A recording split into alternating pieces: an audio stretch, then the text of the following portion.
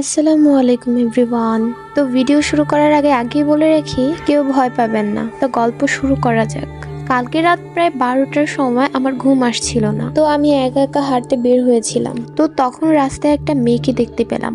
বাইরে তখন একটু জোরে বাতাস বইছে। বলে রাখি, তখন অমাবস্যা রাত ছিল। মেয়েটাকে প্রথমে ভূত ভেবেছিলাম, কিন্তু পরে ভাবলাম হয়তো সেও আমার মতো হাঁটতে এসেছে। মেয়েটার চুল ছিল ছাড়া অবস্থায়, বাতাসে উড়ছিল, ভালোই লাগছিল দেখতে। তাই আমি কথা বলার জন্য চেষ্টা করলাম। অনেক সময় ধরে দুজন গল্প করতে থাকলাম। কথার মাঝে জানতে পারলাম তার নাম নাকি মেঘা।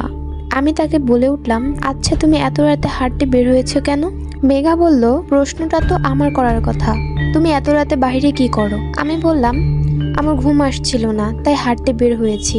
মেঘা বলল, তুমি কি জানো না আজকে অমাবস্যা রাত? আমি বললাম, হ্যাঁ দেখেছি তো। মেঘা বলল, আচ্ছা তোমার কি ভয় লাগে না? আমি বললাম, কেন লাগবে? মেঘা বলল, এখন যদি কোনো ভূত এসে তোমার গলা টিপে ধরে? আমি বললাম, ভূত বলতে কিছু হয় না। মেঘা বলল, ঠিকই বলেছো, আমিও বিশ্বাস করি না। দেখো, আমি তো কবেই মারা গিয়েছি, কই ভূত এসে তো আমাকে কখনো ভয় দেখালো না। আমি বললাম, মানে? মেঘা কিছু না বলেই উধাও হয়ে গেল। কি হলো ব্যাপারটা? কিছুই বুঝতে পারলাম না।